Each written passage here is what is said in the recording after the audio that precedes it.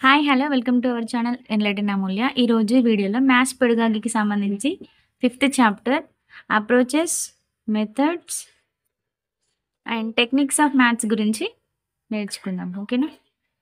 In the process of teaching there are 3 important phases. First one is pre phase, second one is interactive phase and the third one is post phase. Okay. Pre phase is nothing but planning. అంటే మనం ఏం చెప్పాలనుకుంటున్నాం దాని గురించి plan చేసుకోవాలి. ఓకేనా? Planning. And interactive phase related to learning experiences, approaches and methods and techniques. అంటే మనం డిస్కస్ చేసేటువంటి ఏవైతే అప్రోచెస్ కానీ, మెథడ్స్ కానీ, టెక్నిక్స్ ఆఫ్ టీచింగ్ మ్యాథమెటిక్స్ ఉన్నాయో అవన్నీ కూడా ఇంటరాక్టివ్ ఫేసెస్ కిందకి వస్తాయి. And post phase is related to evaluation. అంటే మనం చెప్పింది పిల్లవారికి ఎంతవరకు రీచ్ అయిందనేది ఎవాల్యుయేషన్లో మనం తెలుసుకోవడం జరుగుతుంది. So these are the 3 important phases in teaching. And in the teaching learning process every teacher can faces some questions. చూడండి, ఫస్ట్ క్వశ్చన్ ఏంటంటే who are able to teach. అసలు ఎవరు టీచ్ చేయాలి అంటే ట్రైన్డ్ టీచర్స్. అందుకే మనకి ప్రొఫెషనల్ కోర్సెస్ ఉంటాయి కదా, బీఎడ్ కానీ డిఎడ్ కానీ చేసి ఉన్న వాళ్ళనే టీచర్స్గా తీసుకుంటారు. For whom to teach. అసలు మనం ఎవరికి టీచ్ చేయాలంటే స్టూడెంట్స్కి కానీ లెర్నర్స్కి కానీ ఏదైనా అనొచ్చు, వాళ్ళకి టీచ్ చేయాలి. Where do you teach. అసలు ఎక్కడ టీచ్ చేయాలంటే క్లాస్ రూమ్లో కానీ లేదంటే సూటబుల్ లెర్నింగ్ అట్మాస్ఫియర్లో మనం టీచింగ్ అనేది చేయాల్సి ఉంటుంది. ఓకేనా? మరి ఎప్పుడు చేయాలి? ఇది most important question. When do you teach. మనం టీచింగ్ ఎప్పుడు చేయాలి అంటే స్టూడెంట్స్ ఆర్ మోటివేటెడ్. ఎప్పుడైతే స్టూడెంట్స్ మోటివేట్ అయ్యి వినడానికి సిద్ధంగా ఉంటాడో అప్పుడు మాత్రమే చెప్పాలి. స్టూడెంట్కి ఇంట్రెస్ట్ లేనప్పుడు, మోటివేట్ కానప్పుడు మనం ఎంత చెప్పినా సరైన రిజల్ట్స్ అనేది రావు. అంటే ఎక్స్పెక్టెడ్ రిజల్ట్స్ని మనం రీచ్ అవ్వలేము. సో ఎప్పుడైతే స్టూడెంట్ మోటివేట్ అవుతాడో ఆ సందర్భంలో చెప్పినప్పుడు మాత్రమే ఎఫిషియంట్ రిజల్ట్స్ అనేవి మనకి కనిపిస్తాయి.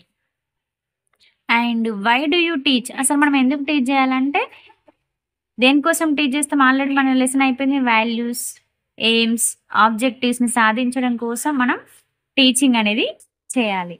How do you teach. ఎలా చేయాలి మరి అంటే by using different approaches.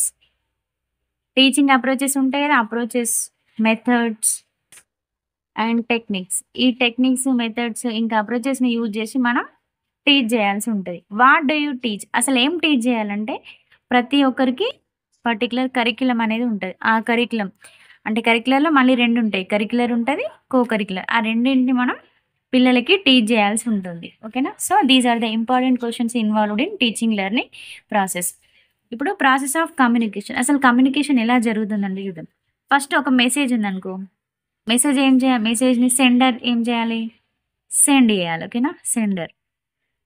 Sender ఏం చేస్తారు? ఫస్ట్ మెసేజ్ ఉంటుంది, ఒక మెసేజ్, తనని మెసేజ్ని ట్రాన్స్ఫార్మ్ చేయాలి. ఓకేనా? ఇక్కడ ఎట్లా ట్రాన్స్ఫర్ చేస్తానంటే కమ్యూనికేషన్ ఉండాలి, మోడ్ ఆఫ్ కమ్యూనికేషన్. ఆ కమ్యూనికేషన్లో ఏమొస్తాయంటే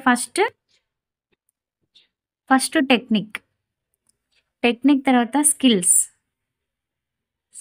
తర్వాత మెథడ్స్ కన్నా పెద్దవి ఏంటంటే అప్రోచెస్. ఇట్లా. సో ఈ కమ్యూనికేషన్ యూజ్ చేసి మనం మెసేజ్ అనేది ట్రాన్స్ఫార్మ్ చేయాలి. అప్పుడు రిసీవర్ రిసీవ్ చేసుకుంటాడు. ఇక్కడ మెసేజ్ సెండర్ ఎవరంటే టీచర్. మనం ప్రాపర్ మెసేజ్ని సెండ్ చేయాలి. ఎట్లా సెండ్ చేయాలి? బై యూజింగ్ డిఫరెంట్ టెక్నిక్స్ కావచ్చు, మెథడ్స్ కావచ్చు, అప్రోచెస్ యూజ్ చేసి మెసేజ్ని సెండ్ చేసినప్పుడు దట్ పర్టికులర్ మెసేజ్ అనేది రిసీవర్ రిసీవ్ చేసుకోవాలి. ఇక్కడ రిసీవర్ ఎవరంటే స్టూడెంట్. అంటే ఇక్కడ మన ఈ చాప్టర్ యొక్క మెయిన్ ఏమంటే చూడండి, in the teaching learning process how do you teach. నువ్వు ఎలా టీచ్ చేస్తావు అన్నప్పుడు, లేదంటే how do you transmit the knowledge to the students. నీకున్నటువంటి నాలెడ్జ్ని అంటే ఈ మెసేజ్ని నువ్వు పిల్లవాడికి ఎలా ట్రాన్స్ఫార్మ్ చేస్తావు అన్నప్పుడు through the approaches, methods and techniques. So వీటిని ఉపయోగించి మన దగ్గర ఉన్నటువంటి నాలెడ్జ్ని పిల్లవానికి అందించాలి. ఇది మోడ్ ఆఫ్ ట్రాన్స్ఫర్మేషన్ అంటే మోడ్ ఆఫ్ కమ్యూనికేషన్ కిందికి వస్తుంది. ఇక్కడ టెక్నిక్స్ కన్నా లోపల ఇంకా మ్యాగజిమ్స్ అని కూడా ఉంటుంది. సో ఈ మ్యాగజిమ్స్ కూడా ఇంపార్టెంటే. Through the maxims, techniques, methods, approaches ద్వారా మనం ఒక మెసేజ్ని టీచర్ నుండి స్టూడెంట్కి మనం ట్రాన్స్ఫార్మ్ చేస్తాం. అసలు ఈ మ్యాగజిమ్స్ ఆఫ్ ద టీచింగ్ అంటే ఏంటో చూద్దాం. ఓకేనా? Maxims of the teaching are also called as rules of teaching. ఈ మ్యాగజిమ్స్ని మనం ఏమంటాం?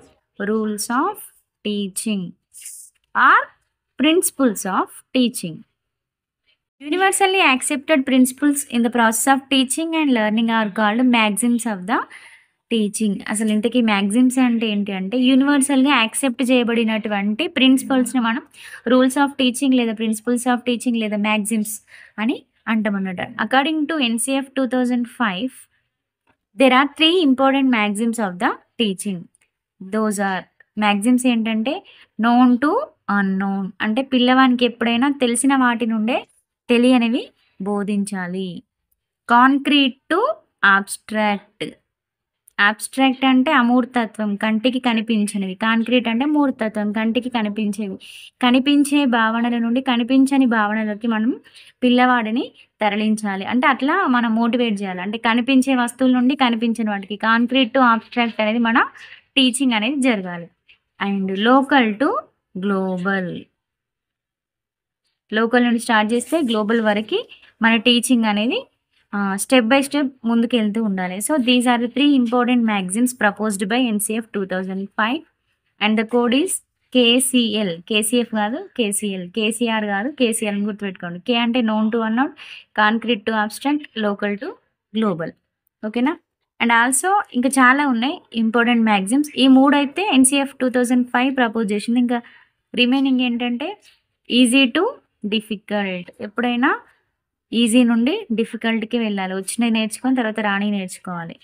Next particular to general, examples to principles, and empirical to rational. Empirical to rational అంటే ఎక్స్పీరియన్స్ టు ఎస్టాబ్లిష్ ఐడియాస్ అన్నమాట. అండ్ హోల్ టు పార్ట్, మొత్తం నుండి భాగాలకి. And psychological to logical. Psychological to logical. Analysis to synthesis.